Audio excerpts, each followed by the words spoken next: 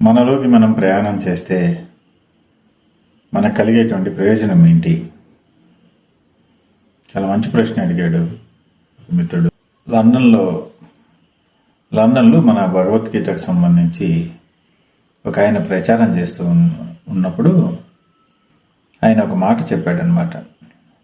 ఇక్కడ టైమ్స్ స్క్వేర్లో డైరెక్ట్గానే ఆయన ఒక డిస్కషన్ పెట్టాడు. ఏంటంటే సాక్షాత్ భగవంతుడే వచ్చి భగవద్గీత చెప్పాడు అని చెప్పి. ఇక్కడ లాజిక్ ఏంటంటే, సపోజ్ భగవంతుడే వచ్చి చెప్పాడు అనుకుందాం. భగవంతుడి యొక్క లక్ష్యం ఏంటి? మనకు నేర్పించాలనా, లేకపోతే మనం మారాలనే ఉద్దేశంతో భగవద్గీత మనకు చెప్పాడు. సాక్షాత్ భగవంతుడే భూమి మీదకి వచ్చి అది చెప్పగలిగిన స్థితి ఆయనకు ఉన్నప్పుడు, ఆ భగవంతుడే డైరెక్ట్గా అందరికీ ఈ మేధస్సును కూడా ఇచ్చేస్తే అయిపోద్ది కదా. ఇక వేరే ప్రాసెస్ దేనికి? చదవాలి, నేర్చుకోవాలి, వచ్చేది సంస్కృతంలో వస్తుంది, సాంస్క్రిట్ ఎవరికి అర్థమవ్వదు, సహజమైన భాషలో ఉండదు, అది వేరేలా పోర్ట్రేట్ చేస్తారు ఒక్కొక్క గురువులు.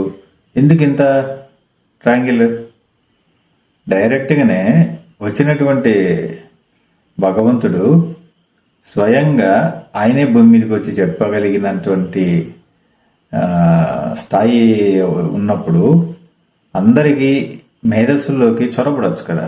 ఇప్పుడు తల్లి దగ్గర నుంచి బిడ్డ పుట్టంగానే తల్లిపాలు ఎలాగైతే తాగుతారో వాళ్ళకి ఏం చెప్పకుండానే అదొక మేధస్సు. మనం కుడి చేతితోటి భోజనం చేస్తాము, దీంతో మనం ఇలా పట్టుకోవాలి వస్తువుల్ని అని ఎవరు చెప్పకుండానే దానికి ఎలా తెలుస్తుందంటే, మన శరీరానికి కొంత ఫీడ్బ్యాక్ చేసి ఉంటుంది, ఒక సాఫ్ట్వేర్ ఉంటుంది దానికి. ఆ సాఫ్ట్వేర్లో భాగంగానే ఈ మేధస్సును కూడా యాడ్ చేసేస్తే అయిపోద్ది కదా, సమస్య అంతా సాల్వ్ అయిపోద్ది కదా. అందుకని ఏంటంటే, మనము మిడిమిడి జ్ఞానంతో ఈ యొక్క సిద్ధాంతాలన్నిటినీ మనము తెలుసుకోకపోతే ఇంకెప్పటికీ మనం తెలుసుకోలేము. భారతదేశంలో 100% మందిలో ఈ యొక్క ప్యాటర్న్ చాలా మందికి తెలియదు. 99 మంది పీపుల్స్ ఫాలో అవుతూ ఉంటారు. ఆ 1% పీపులే ఆలోచిస్తుంటారు ఏమవుతుంది, అసలు ఏం జరుగుతుంది. అందుకని ఫాలో అవ్వటం కాదు, ఫస్ట్ జ్ఞానం ఏంటో తెలుసుకోండి, సత్యం ఏంటో తెలుసుకోండి. ఈ సత్యాన్ని కూడా తెలుసుకోవటానికి మనం వేల గ్రంథాలు, లక్షల గ్రంథాలు ఏం చదవాల్సిన అవసరం లేదు. అన్ని గ్రంథాలకు సంబంధించిన మూలం అంతా మనలోనే ఉంది.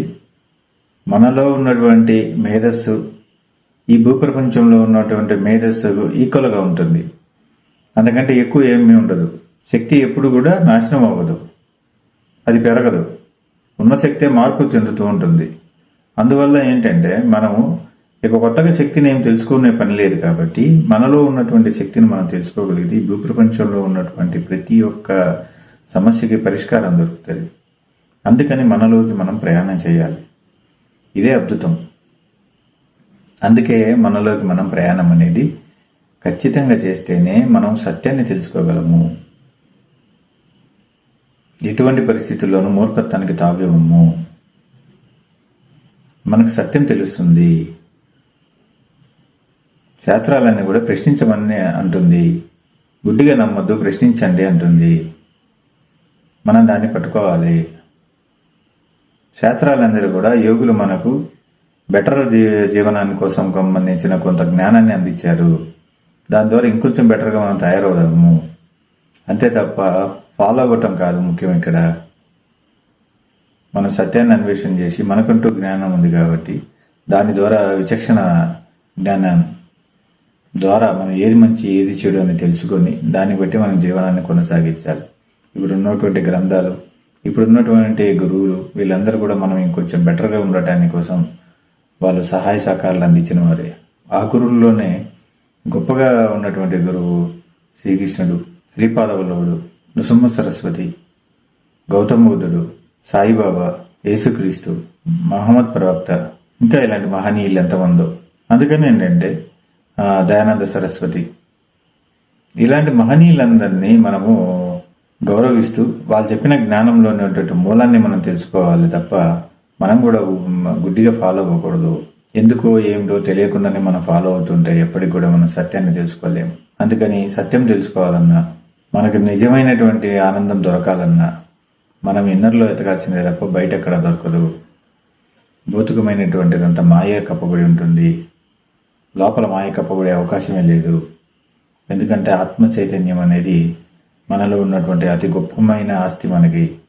దాన్ని మనం టచ్ చేసుకోవడానికి లోపలికి వెళ్ళాలి, మనలోకి మనం ప్రయాణం చేయాలి. దీనికి ధ్యానం ద్వారా మాత్రమే సాధ్యమవుతుంది. ఇది క్లియర్. అందుకని ఏంటంటే మనల్ని మనం తెలుసుకోవాలి అంటే, సత్యాన్ని తెలుసుకోవాలి అంటే మనలోకి మనం ప్రయాణం చేయాలి. అప్పుడే సత్యం అనేది బోధపడుతుంది. ఇప్పుడు దయానంద సరస్వతి చెప్పాడు సత్యార్థ ప్రకాశంలో, అన్నిటికీ సమాధానం లేదు ఇప్పటివరకు కూడా. ఎందుకంటే ఆయన సంధించాడు, ఇప్పటివరకు ప్రశ్నలకు సమాధానం లేదు. అందుకని మనము ప్రశ్నించడం అనేది వాళ్ళని ఏదో విమర్శించడం అలా కాకుండా ప్రశ్నించండి. ప్రతి ఒక్కటి విమర్శ వేరు, ప్రశ్న వేరు.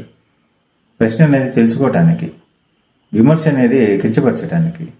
దానికి దీనికి చాలా తేడా ఉంది. అది కూడా స్పష్టంగా తెలియాలంటే ధ్యానమే చేసుకోవాలి. విచక్షణ జ్ఞానం అనేది ధ్యానంలోనే వస్తుంది. జ్ఞానం అనేది ధ్యానంలోనే వికసిస్తుంది. అందుకే ధ్యానం అనేది గొప్పది. ఈ మార్గం అత్యుత్తమైనది. ఏ దేవతామూర్తి అయినా, ఏ దేవుళ్ళైనా, ఏ యొక్క సిద్ధాంతకర్తలైనా, ఏ ఋషివంగులైనా ధ్యానం ద్వారా మాత్రమే శక్తి సాధించారు. ఇప్పుడు ఉన్నటువంటి ఈ ప్రపంచంలో ఉన్నటువంటి ఇన్నోవేషన్ మొత్తం కూడా ధ్యానం ద్వారా మాత్రమే సాధ్యమైంది. చూడండి, మనం ఏది కనిపెట్టినా లోపల నుంచే బయటకు కనిపెట్టాం తప్ప బయట నుంచి బయట ఎక్కడ కనిపెట్టేటువంటి అవకాశమే లేదు. మనం ఒక పెన్ను కట్టాము, అది మన మైండ్ లోపల నుంచి అది క్రియేట్ అవుతుంది, అంటే లోపల క్రియేట్ అవుతుంది. ప్రతి ఒక్కటి, మనం ఒక డ్యామ్ కట్టాము, అది లోపల ముందుగా ఒక ప్యాటర్న్ తయారు చేసుకున్న తర్వాత అది ఫిజికల్ వరల్డ్లోకి వస్తుంది. అంటే అన్ని లోపలే తయారవుతాయి. మీరు చూడాల్సింది కూడా లోపలే, జ్ఞానాన్ని, బయట కాదు. అందుకని ఇది స్పష్టంగా తెలుసుకొని, దీని యొక్క విలువనేంటో తెలుసుకొని, ధ్యానాన్ని అశ్రద్ధ చేయకుండా, ఇప్పుడు జరిగినటువంటి సమయాన్ని వృధా చేసుకోకుండా, ఇప్పటికే సమయం చాలా వృధా అయిపోయింది, నిరంతరం ధ్యాన నిమగ్నులై ఉండాలని, ఇదే ఉత్తమమైనటువంటి మార్గం. ఇక్కడ ఎవరితోనూ సంబంధం లేదు, ఏ గ్రంథంతోని పని లేదు, ఏ ఒక్క గురువుతోనూ కూడా పని లేదు, ఏ ఒక్కటువంటి మార్గదర్శకుడితోటి కూడా పని లేదు. ఎందుకంటే లోపలే అద్భుతమైనటువంటి మార్గదర్శి ఉన్నాడు. మన లోపలే అద్భుతమైనటువంటి ఒక విశ్వం ఉంది. ఆ విశ్వాన్ని జస్ట్ మీరు ధ్యానం ద్వారా లోపలికి వెళ్తే చాలు. ప్రతిరోజు అనుభవాలు. ఇప్పుడు మీకు ఇది నిజమని తెలియాలంటే మీరు అనుభవంలోకి మీకు అది నిజమని తెలియాలి. అందుకని మీరు నిజమని తెలుసుకోవడం కోసమైనా ధ్యానం చేయండి. అది నిజమని తెలుస్తుంది. ఆ తర్వాత అనుభవించండి. అనుభవం ద్వారా మాత్రమే ధ్యానం మీకు లభిస్తుంది. ధ్యానమే అద్భుతము. లోక సంస్థ సుఖినో భవంతు. సర్వం కల్విదం బ్రహ్మ. శుభం భూయాత్, శుభం భూయాత్, శుభం భూయాత్, శుభం భూయాత్, శుభం భూయాత్.